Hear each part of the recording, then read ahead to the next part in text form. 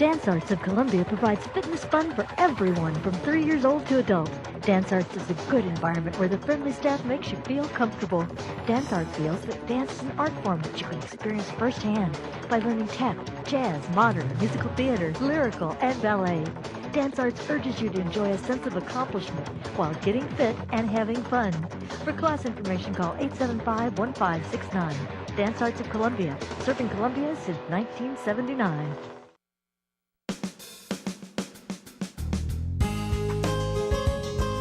Good morning and welcome to Radio Friends on Monday, September the 15th. We've got two topics today. We start first of all with the League of Women Voters and one very busy lady who is going continuously. And we're busy this fall. Believe me, there's another election coming up in November. Yeah, November. We just got rid of one.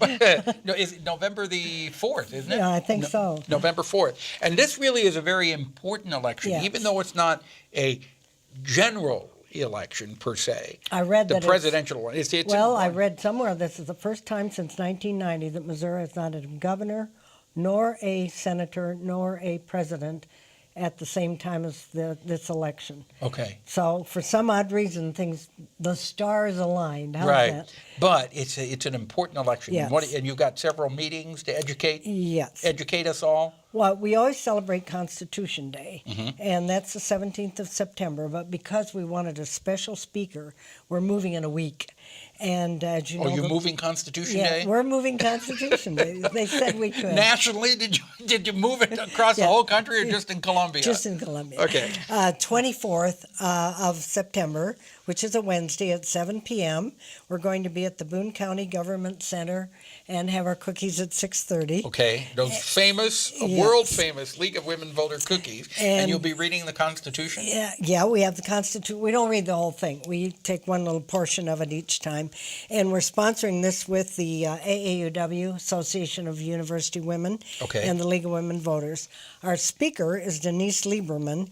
She's a senior attorney with the Advancement Project, and she goes all over the country working on things like the voter protection program of the Advancement Project, but voter ID, where they try to make you show your citizenship forever and ever. Early voting, they tend to cut that down. One of our amendments is going to be on early voting, and it's going to sound good, but it's actually going to cut into the voting that we can do now. Okay, what do you mean? Clarify. Well, I'm not exactly sure how they're going to do that, but it shortens the time period of early voting. Right now, they have a long time for, if you're coming in for a reason that you need to vote ahead of time. Now, are you talking about absentee ballot voting? Yes. So if this early voting passes, it means that you have... I don't know. I'm no lawyer.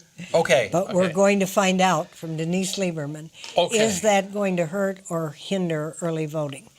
It sounds good on paper, but the League of Women Voters, being suspicious as we are, we think it may hurt it. I'm not going to say today because I'm no lawyer. But you can find out about it if you go to the Constitution Day that has been moved from the 17th to the 24th.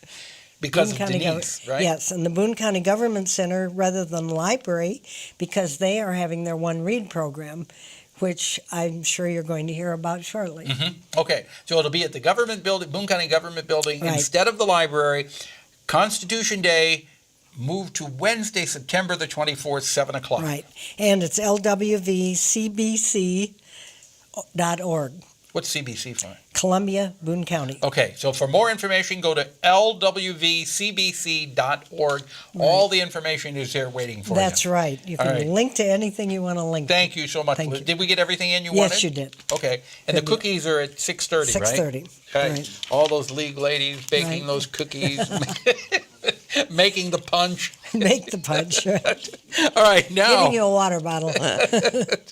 Now we turn to Steve Sheltmire and Scott Dean. Good to have both of you here. Thank you. And Steve, you're both here from the Citizens Police Review Board. You're Citizens Police Review Board members, right? Correct. Besides coming from a musical family, you're on...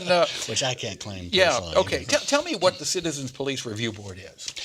It's a board. It was activated back in January of 2010. Its role is to review appeals of complaints regarding the Columbia Police Department.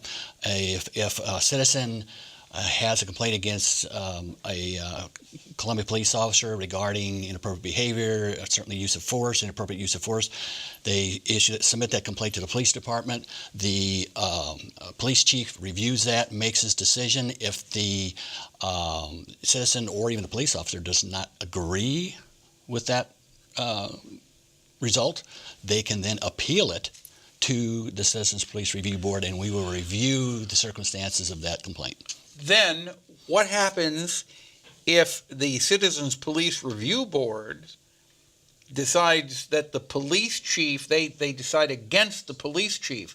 Whose authority there is? Well, our only powers really are to make recommendations on what we think.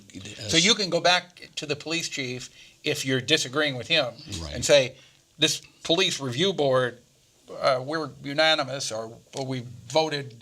Majority voted that we think that decision is incorrect. Right. But now he still has the final say. He can does. Either go along with you or not. It is really up to the police chief and or the city manager. City manager can also have a say in the final outcome. How many cases have you dealt with? We get maybe 6 appeals a year on average, but we just enacted a new system whereby we will be able to see complaints in real time. So if it never makes it to us as an appeal, we can at least look at it and see if maybe there's a policy recommendation that could be made to increase trust between the police and citizens. Mm-hmm. Do you feel that this is having a positive response among people? It comes and goes in terms of the amount of people who come and view our meetings, but I think overall people are feeling more trust with the police department, and they're happy that we're there. So I think overall it is increasing police accountability and public perception of the police department in Columbia. If people want to contact you with something they feel they have a problem with, how do they get in touch with you?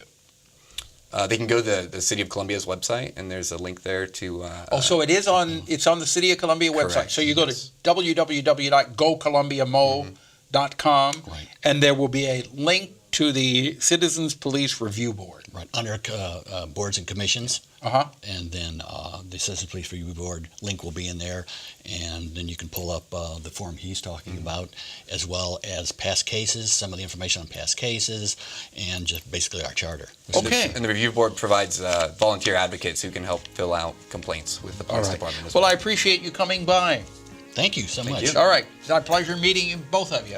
And Steve, tell your wife and your son that we said hi. Will okay? do. Maybe we'll come on and sing sometime.